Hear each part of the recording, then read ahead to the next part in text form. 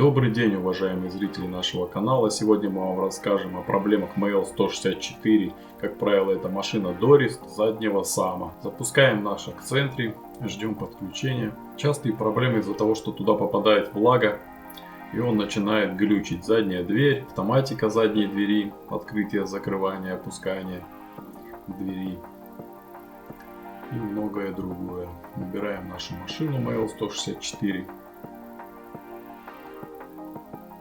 Запускаем диагностику.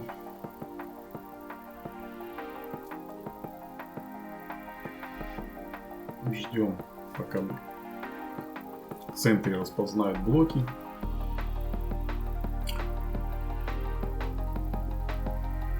F2. Ждем подключения. Проблема часто связана с тем, что попадает конденсат на плату и задние фонари протекают. Все это льется на задний сам блок, и он выходит из строя. Поэтому рекомендация обязательно разбирать его периодически, проверять состояние. На рестайле уже этой проблемы нет, его вынесли оттуда и убрали под сиденье, по-моему. В Дористах это большая проблема, и стоит он недешево. Сейчас мы покажем некоторые из проблем, как это отображается в диагностике. Мы разберем. Это мы будем отображать все в первой части. Во второй части уже покажем, как софт обновить, который тоже решает некоторые проблемы. Короткий тест мы делать не будем, сразу заходим в блок управления.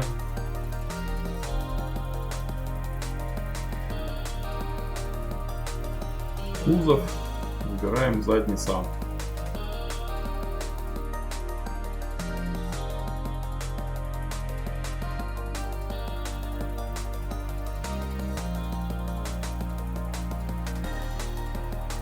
Блок, как уже повторяюсь, не дешевый, но не так просто его найти.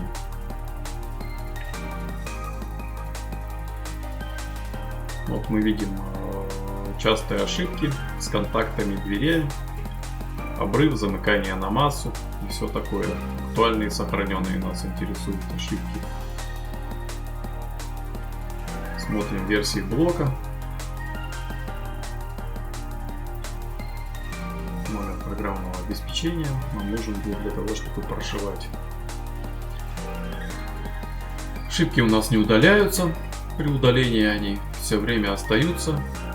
Дверь то открывается, задняя калитка то не открывается, то не видит, то видит значение.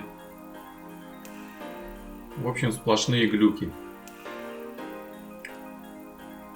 Выходим из наших центров. Будем разбирать и снимать непосредственно наш сам блок задний. Открываем калитку заднюю и с правой стороны начинаем разбирать блок предохранителей. Аккуратненько нажимаем на защелочки, снимаем.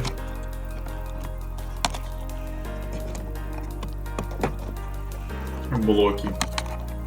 Здесь показано непосредственно, на какие защелочки надо нажать, чтобы вытащить блок предохранителей, релей предохранителей. Демонтируем его, не торопясь. Аккуратненько жмем на защелки, потому что все-таки старый пластик уже, хоть и на хорошего качества.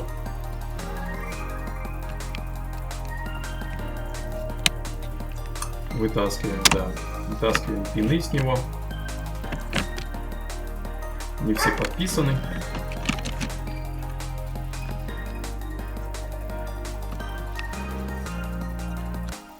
Удаляем провода в сторону.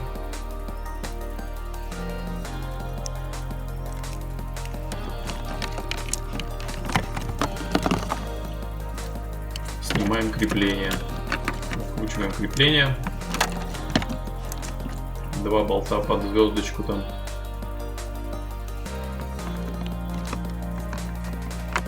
И вот внизу у нас находится на самом дне наш блок сам задний. Вытаскиваем его также оттуда. Включаем проводку.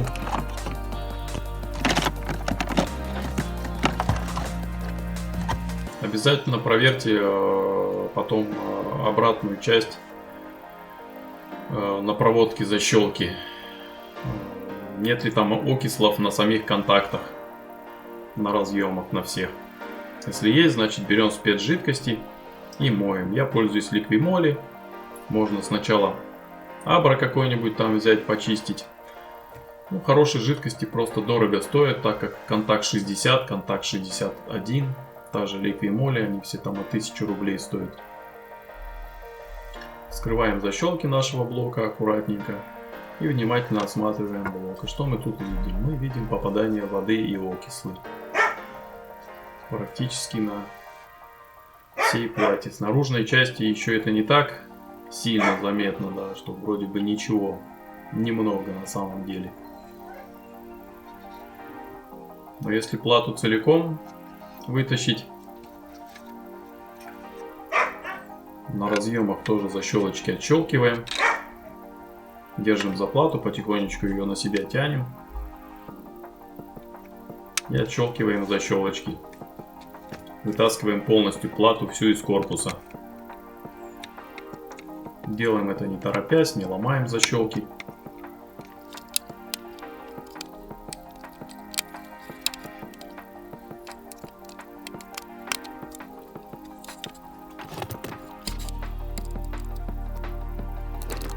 Процедура не быстрая. Торопиться не стоит. Все делаем спокойно.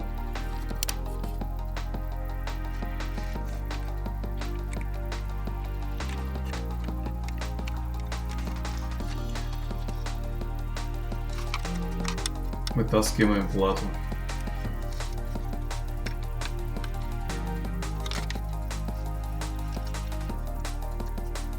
Как уже и говорил, во второй части мы будем показывать, как прошить софт, обновить.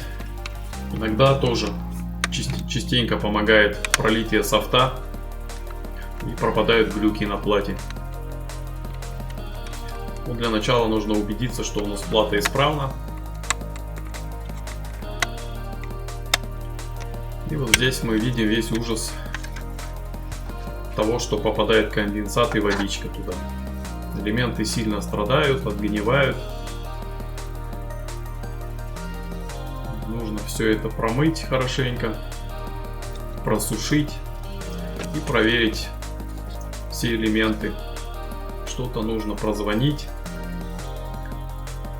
Видим, что в каком плачевном состоянии.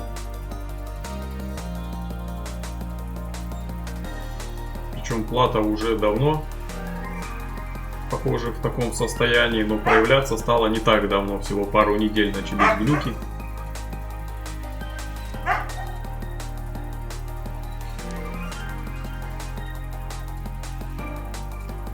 В данном случае мы порвали спиртом, так как жидкости не было в наличии.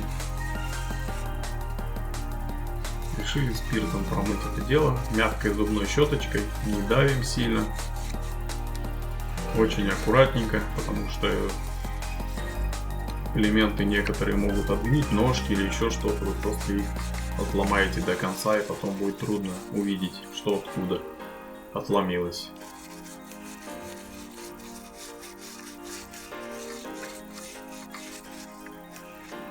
Удобнее, конечно, спецспреями это делать, под давлением, струей аккуратно промывать это все. И правильнее так будет, в принципе, аккуратненько потом собираем, да, тряпочкой. Ваточку лучше не использовать, потому что от нее ворс везде будет.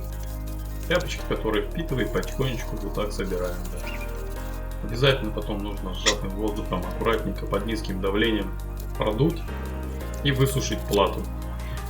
Если после этого вы проверяете все компоненты, у вас видимых нету повреждений, Нужно поставить на место, проверить плату. Некоторые просто после этого покрывают ее еще сапун лаком. Ну, это дает защиту какую-то все-таки от конденсата и влаги. Рекомендую также положить туда, в эту плату, можно силикагель. Несколько мешочков разместить аккуратненько. Он будет собирать все-таки влагу и будет поменьше.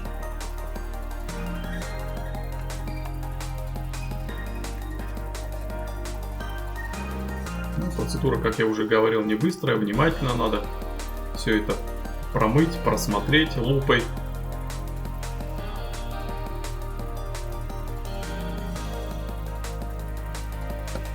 После просушить.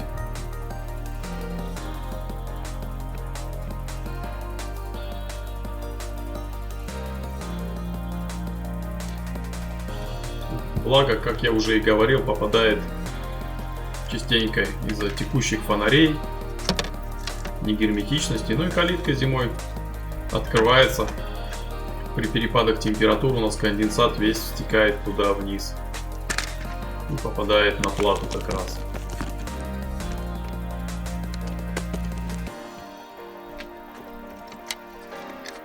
После собираем блок.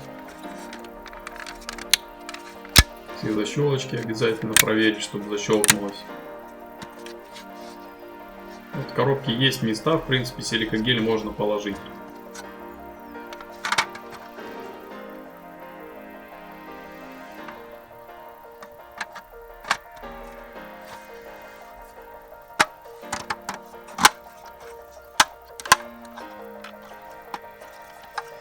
Далее монтируем блок на место. Подключаем провода.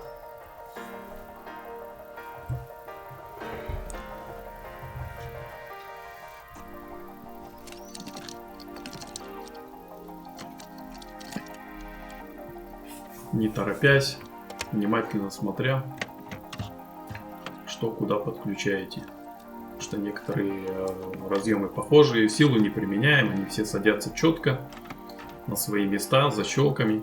Защелки закрываем до конца.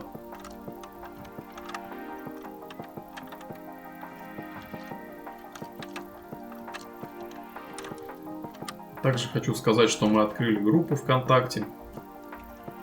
Там выкладываем тоже информацию, которая не входит сюда на YouTube. Можно подписаться на нашу группу. Также у нас есть Instagram. По видео все вопросы просьба задавать в Telegram-канал.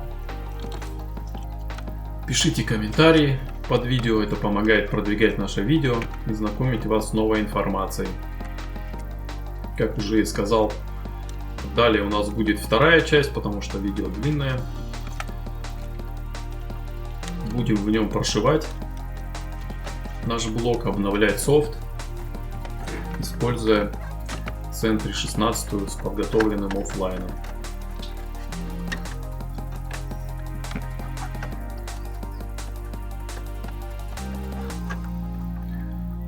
Еще раз повторяю, торопиться в этом деле не стоит. Все делаем внимательно. Вот внизу у нас наши аккаунты, Telegram-канал, ВКонтакте. Есть также Instagram.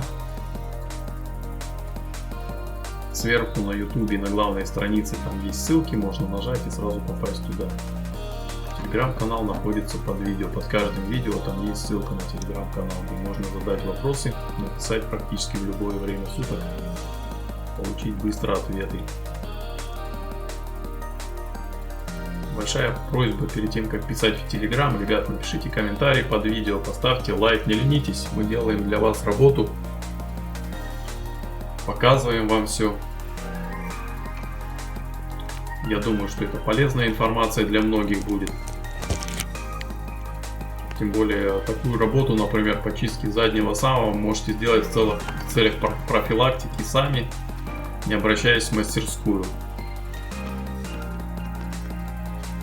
Тем самым вы продлите жизнь блоку самому заднему, который стоит немаленьких денег.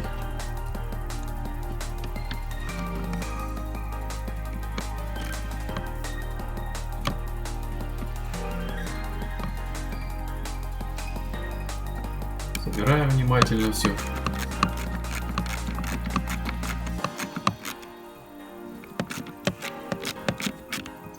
Также в комментариях пишите, про что вы хотите увидеть видео, что вас интересует, указывайте модель автомобиля. По возможности мы будем снимать эти видео и показывать вам. Собираем блок предохранителей. На неделе мы также выложим видео по обновлению на 221 дверей, блоков дверей. Там тоже глюков много.